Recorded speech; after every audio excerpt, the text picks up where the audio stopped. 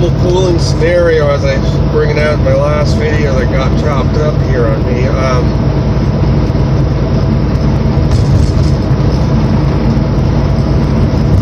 Talking about hurricanes, the risk would be significantly reduced for hurricanes on the East Coast, the slight cooling of globally, because again, that high pressure system, instead of parking itself over Bermuda in the summer, would park itself more over the northern Caribbean, maybe around Puerto Rico. Obviously, if there's a high pressure system sitting in that region, a hurricane's not going to be able to get through there. It's going to be deflected either down to South America, down the southern Caribbean, or if it does make it through that high pressure system, it's going to be turned back east out to sea pretty quickly in that kind of scenario. If you got a high pressure system positioned near Puerto Rico instead of Bermuda, it might actually put Bermuda at more of a risk, because that storm's curve around and could hit Bermuda instead of the U.S.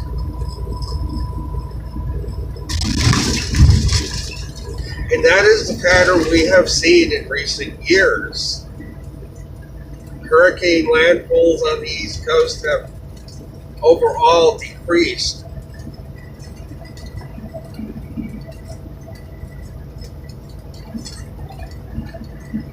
There have been less hurricanes, and the reason for that is geography. South America juts out to the east. If that high over the Atlantic plants itself further south in the summertime, if that Bermuda high moves south and doesn't come north enough in the summer, it's going to cut off the hurricanes from making it across the Atlantic, because South America is in the way.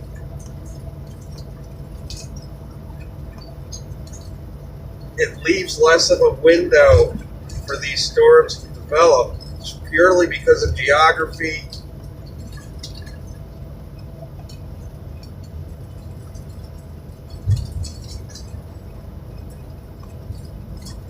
So a storm will end up forming further south, if it does get going, and then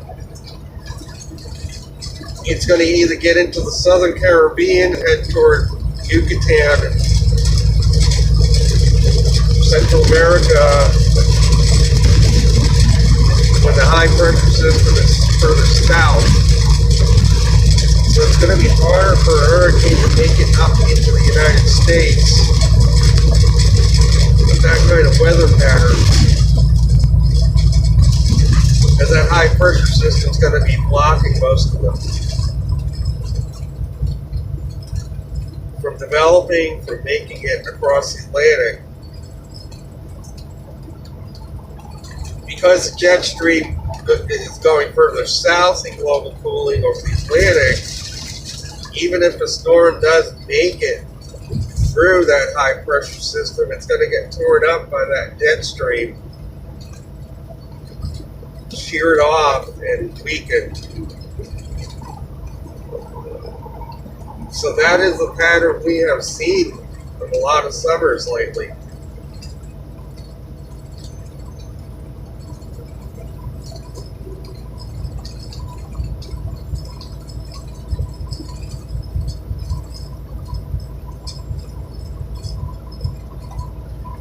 The last summer that was really bad for tropical weather systems was 2005. We have not had a season like that since. 2006 was also pretty intense. But ever since, again, 2007 was the turning point. I stated that in a previous video, with even hurricanes. After 2007, the trend has been downward. The intensity, the frequency, the landfalls in the United States, and that all substantiates what I'm saying about changes in the the weather patterns due to a cooling of the climate, which puts those high pressure systems further south, thus blocking these systems from developing and or hitting the United States. In a global warming scenario, like 2005, the oceans were very warm. The high pressure systems are further north. This leaves a much larger window for these storms to develop. A much bigger area of steering winds that could carry them into the U.S. to make landfall. Much more room for intensification of these storms. The jet stream doesn't come south enough to shear them off.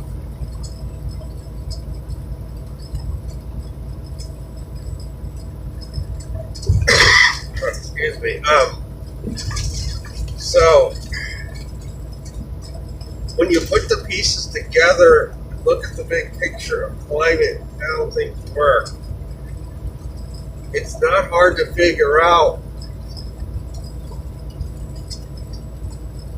what a cooling would do to the region's weather, what a warming would do to the weather of each region, and it would change the weather significantly in many cases.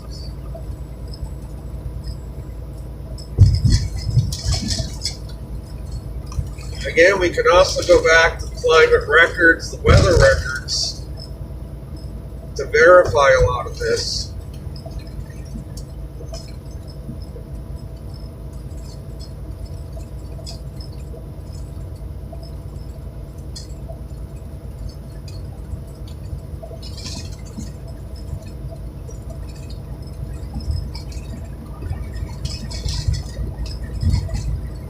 So figuring out the climate is like putting together a puzzle.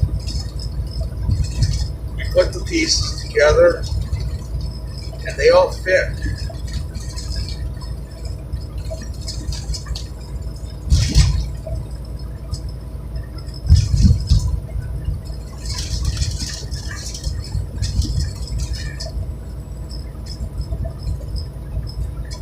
Back in the 10th century, farming was done on Greenland. Today it's frozen, most of it is frozen year round. Back then they were able to raise cattle on Greenland. So I suspect that back in the 10th century, the Arctic ice was not there like it is today. It completely melted off. It did not reform until probably, even after the global temperature started to cool, that ice did not reform immediately. It took probably a couple centuries for that ocean up there to be cooled enough to refreeze. There's evidence of that on the north shore of Greenland. Lots of evidence that it was open water in the past.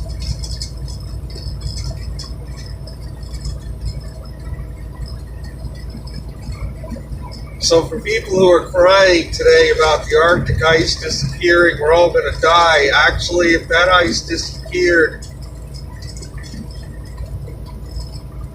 we would end up with a much more stable climate. The winters would be a lot milder, but we would survive. It wouldn't kill us if that were ever to happen.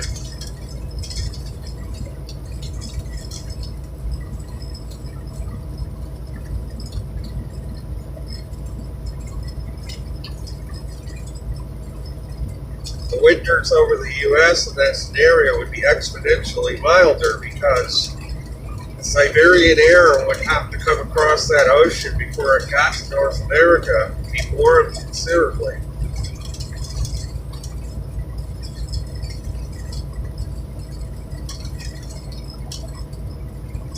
That's the thing about climate. It can all be put together if you understand how each piece works. puzzle.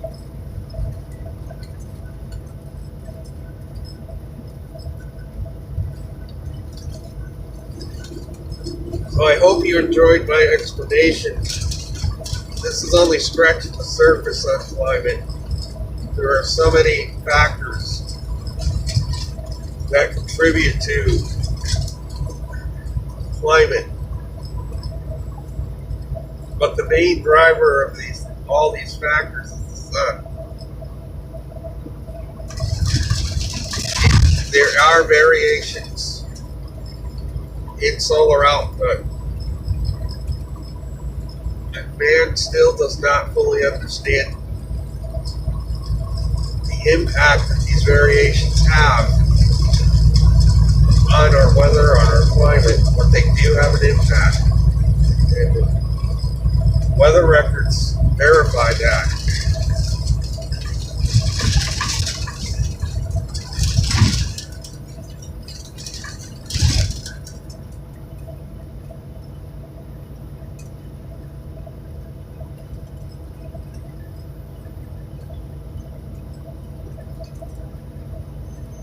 Again, as I've stated, the solar output in the since 2005 has been overall less than it's been in a century at least.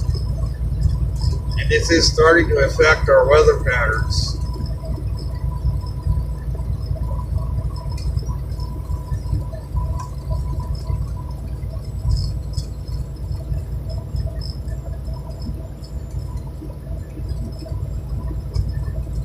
And as I talked about earlier, one of the symptoms is the return of May rainfall in Southern California. Last 2 years straight, there has been measurable rain in May in San Diego. It's the second straight year it has happened.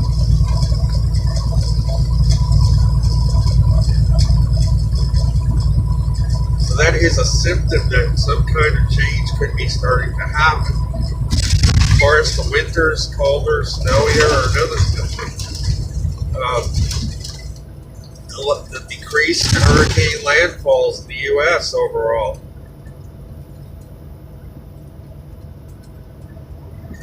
So if you really look at things objectively, you can see the pieces are fitting together for, at least for now, that the climate has taken a turn toward cooler conditions, unlike what the media is putting out there, trying to blame all these changes on global warming, and it's the opposite that's actually happening here. Global warming would bring a much more stable weather pattern overall to the U.S.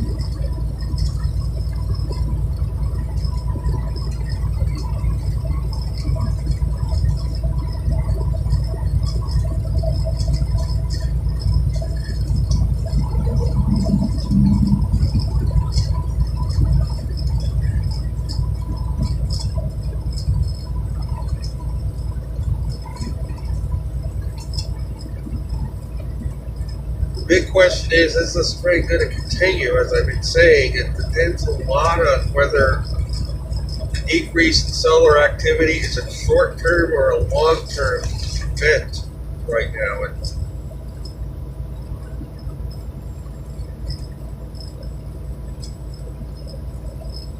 As I've stated, during the 20th century,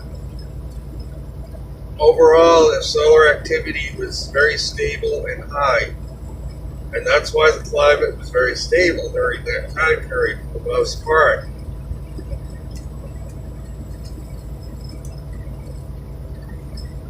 Since 2005, solar activity has declined. We're only beginning to see the impacts of it. And again, is this decline going to continue, or is it going to reverse itself? That's the big question right now.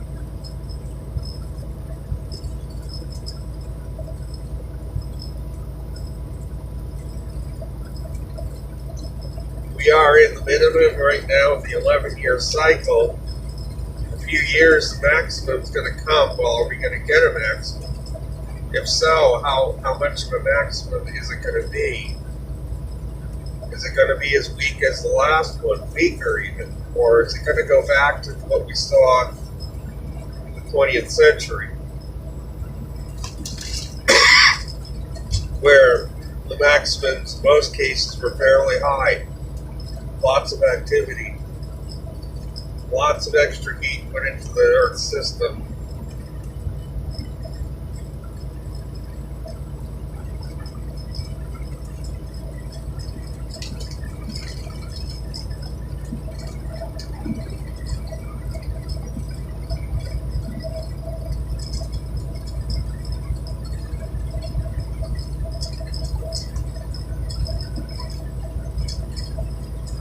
Of course, when it comes to hurricanes, because of the global warming agenda, they're desperate to name any storm now that develops to kind of make it appear there's been an increase in storms when there really hasn't been. They just named the tropical weather system out in the Atlantic. I call it to question whether it even is a tropical system or not, or whether it even should have been named or not. But nowadays, anytime a swirl of clouds develops in the Atlantic, they're quick to name it.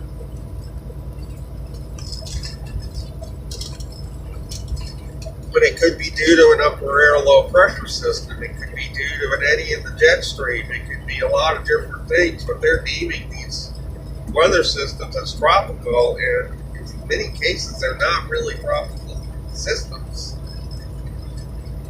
Especially the ones that form in May and June. If you got the jet stream very, very southward position, eddies could form in it, and they could look a lot like a tropical weather system. They're not. They're part of the jet stream.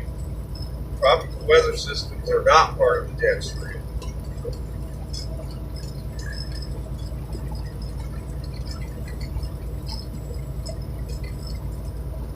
So they're desperate to prove an agenda with global warming, which part of it was an increase in tropical weather systems, which is true. With global warming, there would be an actual increase.